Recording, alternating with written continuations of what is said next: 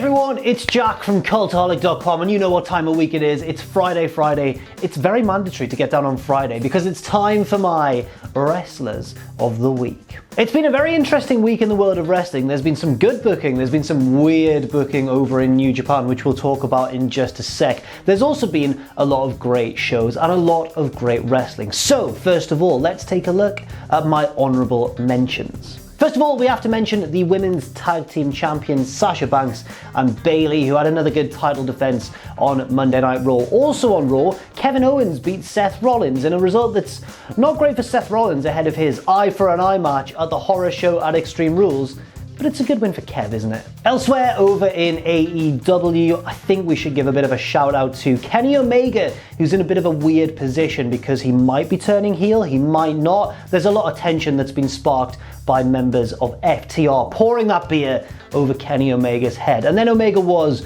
probably the standout performer in that 6-man tag match against Jurassic Express. And finally, a huge honourable mention as well to Sonny Kiss, who looked very good in that TNT Championship match against Cody, but just came up short. A very good performance though from Sonny Kiss. Hopefully there are bigger and better things in his future. Now, without any further ado, let's move on to the top 10. Number 10 is a wrestler that I'll admit I had not really heard of prior to this week, but they did impress over in All Japan, and his name is Dan Tamura. Look at that hair. He's like the Red Rooster, isn't he? Nobody, don't worry, it's good. Dan took on Hakoto Omori in the final of the Asunaro Cup, which, from my understanding, is basically All Japan's equivalent of New Japan's Young Lions Cup. And while Omori was kind of the sneaky heel of the match, Dan, our boy Dan, was the bloody babyface, wasn't he? And at only, apparently, I think 21 years of age, maybe? He's certainly very young.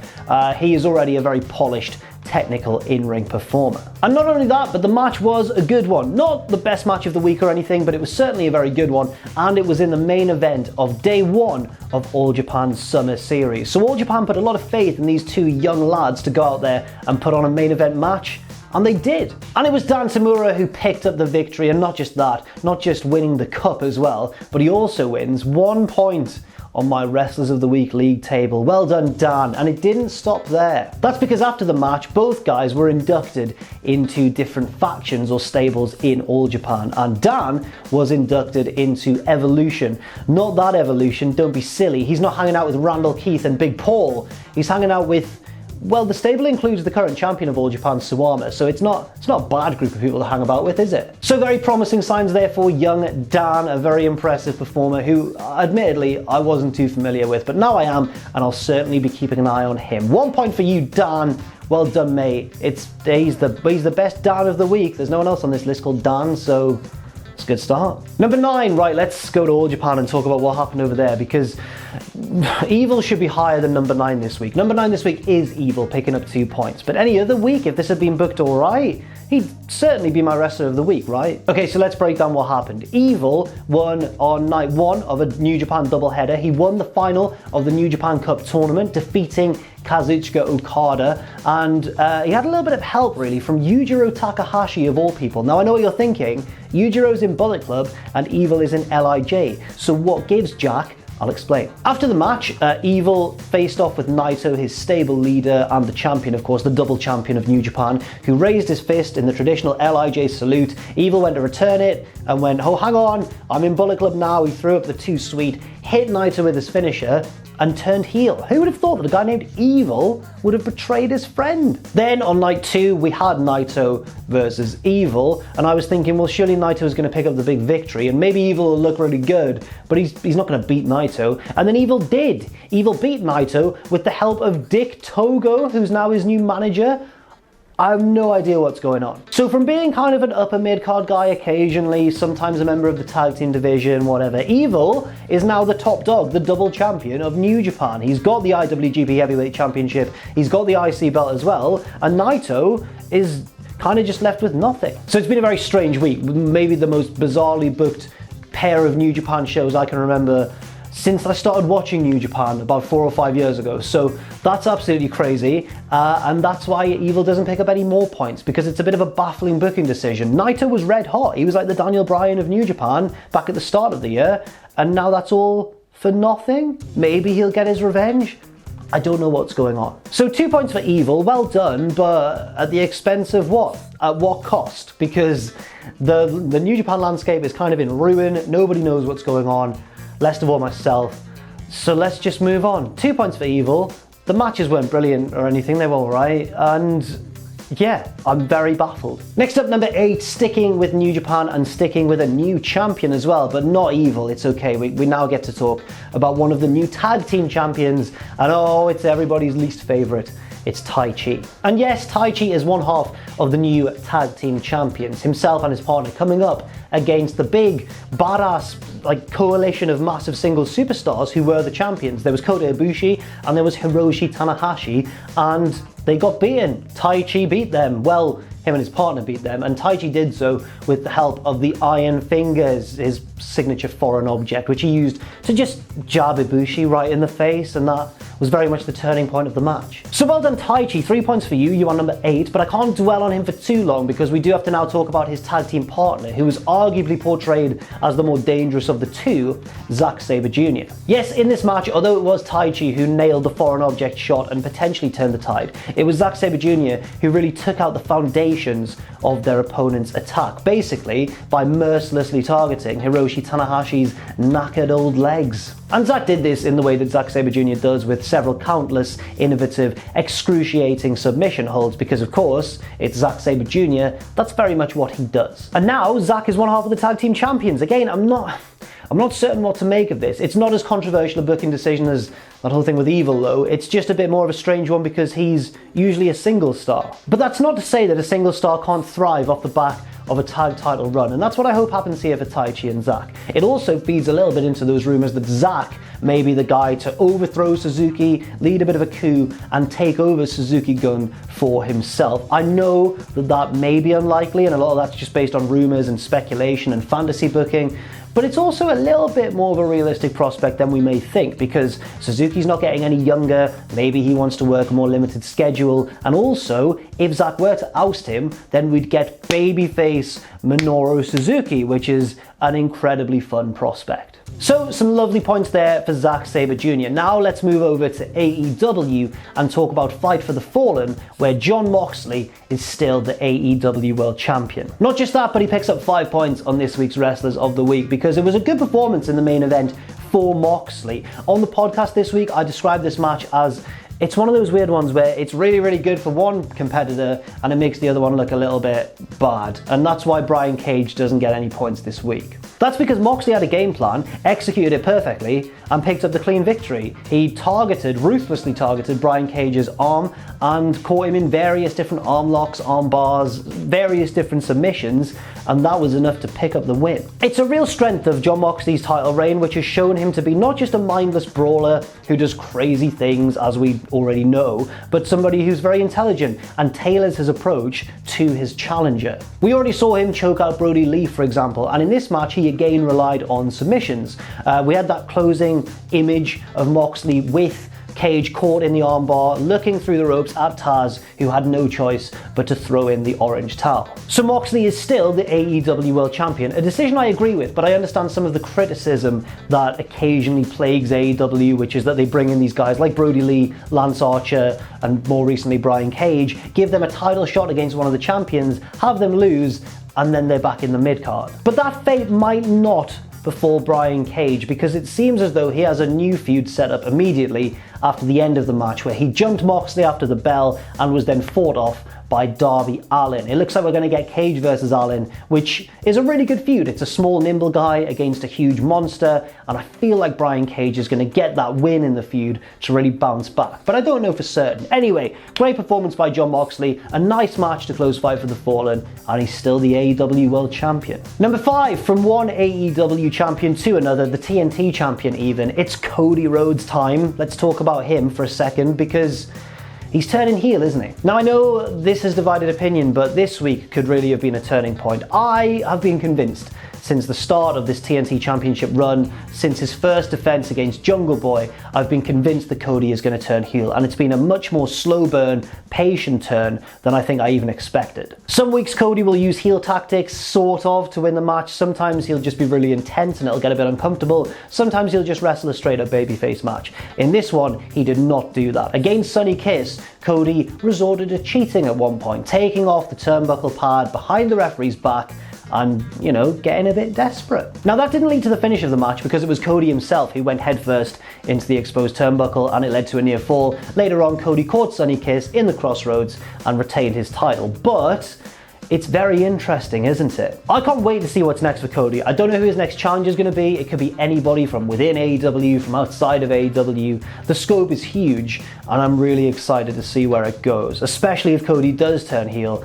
because I feel like once he does, we're going to see things kick into a whole new gear. But for now, Cody is still the TNT champion and one of the most important positions, I guess, in AEW right now. It's still Cody because he's the TNT champion. He can get other people over while beating them, yes, but allowing people to showcase their skills on a platform that they might otherwise not have got, such as, for example, Mark Quinn, who's normally a tag wrestler, Sonny Kiss, who's often stuck on Dark, and even people from outside of AEW like Ricky Starks, as we saw recently. So another good defense for Cody, a great performance from Sonny Kiss as well, but it's all about that slow burn heel turn, in my opinion. Number 4, crossing the divide now as we go to NXT to talk about the loser of the main event. But it was a great match, one of the best of the week, and the loser's name, unfortunately for fans of hers, was Tegan Nox. Now I don't disagree with the idea of Tegan losing this match. I don't think she should be NXT Women's Champion right now because the champ is doing great things. However,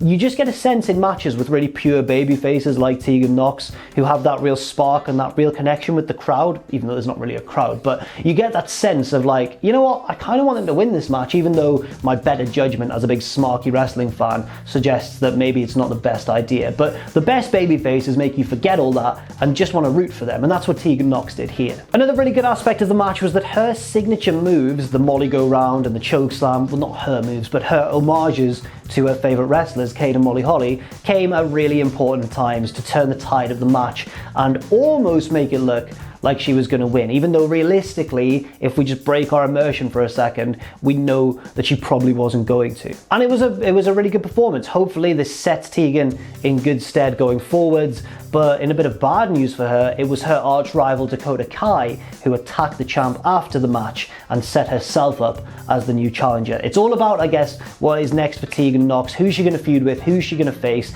and can she keep this momentum going forwards. Now on to number 3, picking up 8 points. Let's go back to New Japan for a second because it wasn't all doom and gloom and booking confusion over in New Japan, because there was a really good match on Dominion, and one half of that very good match was Show.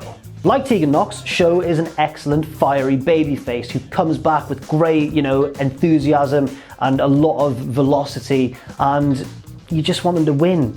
But he didn't win, he lost. Show was challenging for the Never Openweight Championship against Shingo Takagi, a man who is, very unbeatable at times, unless you're Show, who has been kind of his bogey opponent for a while. Show can often get the better of Shingo, but he didn't this week. And it seems like every time I mention Show, I mention how he's being set up to be a singles star of the future, which I still fully believe. It seems, even though he lost this match, like he gave it all and the fans really love him, and it just seems like the future is very bright for Show. Equally, that makes me really sad for his tag partner, Yo, because as much as Roppongi 3K are these fun-loving babyface guys and, they have really fun tag team matches against others in the junior division, Show's gonna be the breakout star, isn't he? Unless Yo can just totally turn it around, but I don't know how it's gonna happen when Show is on such a roll. And also, maybe Show will get another crack at the Never Openweight Championship in the future, and that'll be his first real step towards singles stardom. Maybe Yo will turn heel on Show,